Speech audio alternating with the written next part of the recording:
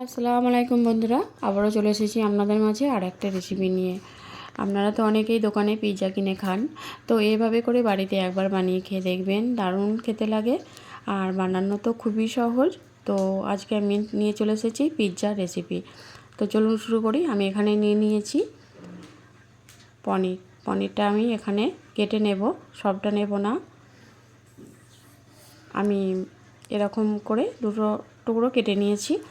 এরপর আমি এইগুলোকে এরকম ছোট ছোট চৌকো করে কেটে নিয়েছি। খুব ছোট ছোট করে এগুলো কেটে নিতে হবে।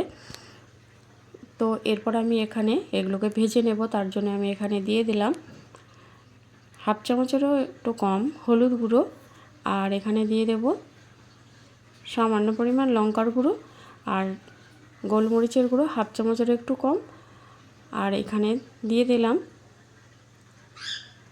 নুন। আমি এখানে দিয়ে দেব স্বাদ মতো নুন। এরপর আমি সবগুলো উপকরণ হাত দিয়ে খুব ভালো করে মেখে নেব। সবগুলো উপকরণ হাত দিয়ে খুব ভালোভাবে মেখে নেওয়ার পর এগুলোকে আমি ভেজে নেব। তার জন্য আমি এখানে একটা ফ্রাই প্যান বসিয়ে দিয়েছি। এর মধ্যে দিয়ে দিলাম এক টুকরো বাটার। বাটারটাকে একটু গরম করে নেব। তো দেখুন বাটারটা গরম হয়ে গেছে। এরপর আমি এখানে পনিরের টুকরোগুলো দিয়ে দিলাম। পনিরের টুকরোগুলোকে আমি ভেজে নেব।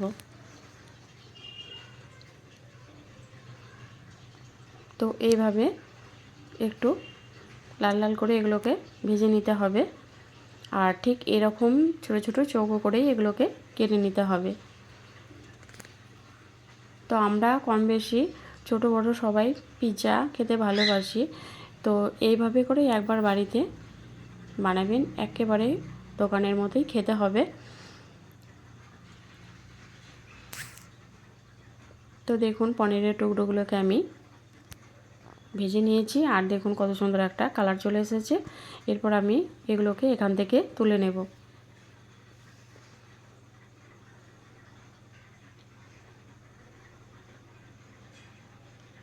সব পনিরের টুকরোগুলোকে আমি এখান থেকে তুলে নিয়েছি। এরপর আমি এখানে দিয়ে দিলাম আর এক টুকরো বাটার। এরপর আমি এখানে কিছু সবজি নিয়েছি, সবজিগুলোকে ভেজে নেব। আমি এখানে নিয়েছি গাজর, মটরশুঁটি, আর নিয়েছি টমেটো আর পেঁয়াজ। এরপর আমি বাটাটা দিয়ে দিয়েছি, বাটাটা গরম হয়ে গেছে। এরপর আমি এখানে কিছু সবজি ভেজে নেব। তো সব আমি এখানে এক এক করে সবজিগুলো দিয়ে দেব।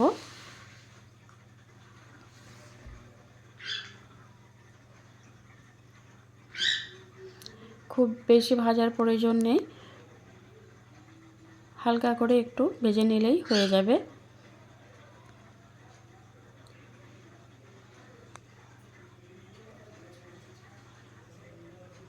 সবজিগুলো দিয়ে দিয়েছি। এরপর আমি এর মধ্যে দিয়ে দেব নুন। আমি এখানে হাফ চামচের মতো নুন দিয়ে দিলাম, দিয়ে আবারও নেড়ে চেড়ে ভালো করে মিশিয়ে নেব। এরপর আমি এখানে মশলা দিয়ে দেব।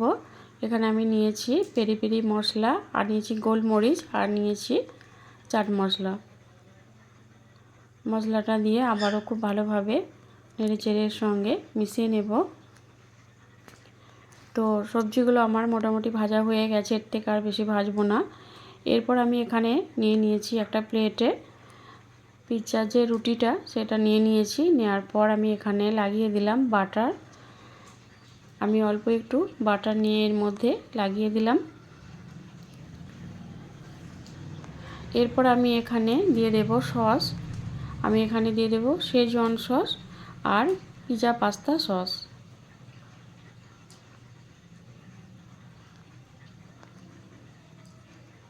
এখানে আমি দু রকম সস দিয়ে দিলাম। সসটা দেওয়ার পর আমি একটা চামচ দিয়ে এভাবে রুটিটার গায়ে লাগিয়ে দেব। খুব ভালোভাবে এভাবে ছড়িয়ে দেব চারিদিকে।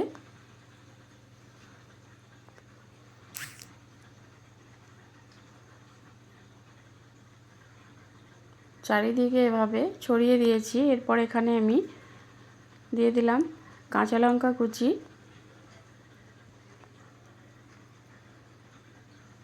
আর এখানে আমি দিয়ে দেব টমেটো কুচি,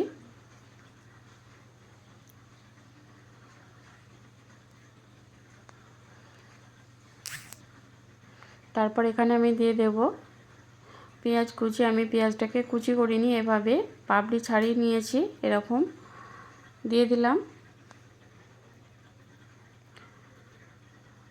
এরপর আমি এখানে যে সবজিগুলো ভেজে রেখেছিলাম সেগুলো দিয়ে দেব।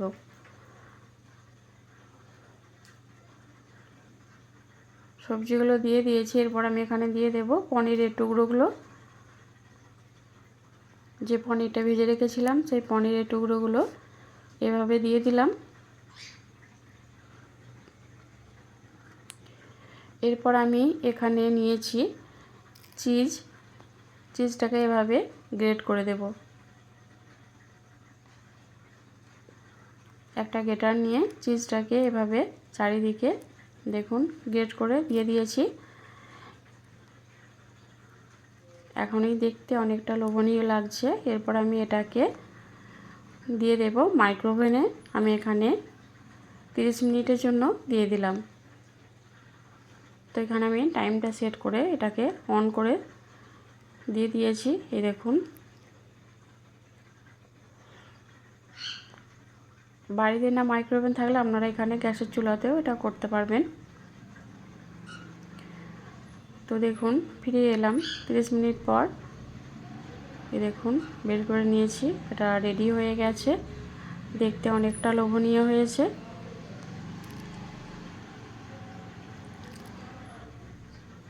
তো এটা রেডি হয়ে গেছে। এরপর আমি একটা পিজা কাটা দিয়ে এরকমভাবে কেটে নেব। দেখুন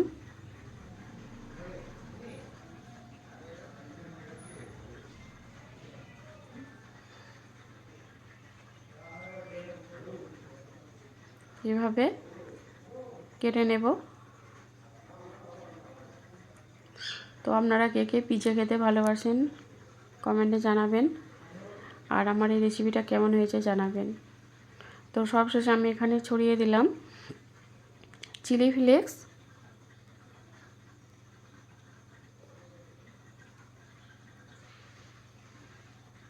আর অরিগ্যানো। প্রথমে অরিগ্যানো দিয়ে দিয়েছি, এরপর আমি এখানে দিয়ে দিচ্ছি চিলি ফ্লেক্স। তো বন্ধুরা কেমন হয়েছে অবশ্যই জানাবেন। ভালো থাকবেন, সুস্থ থাকবেন।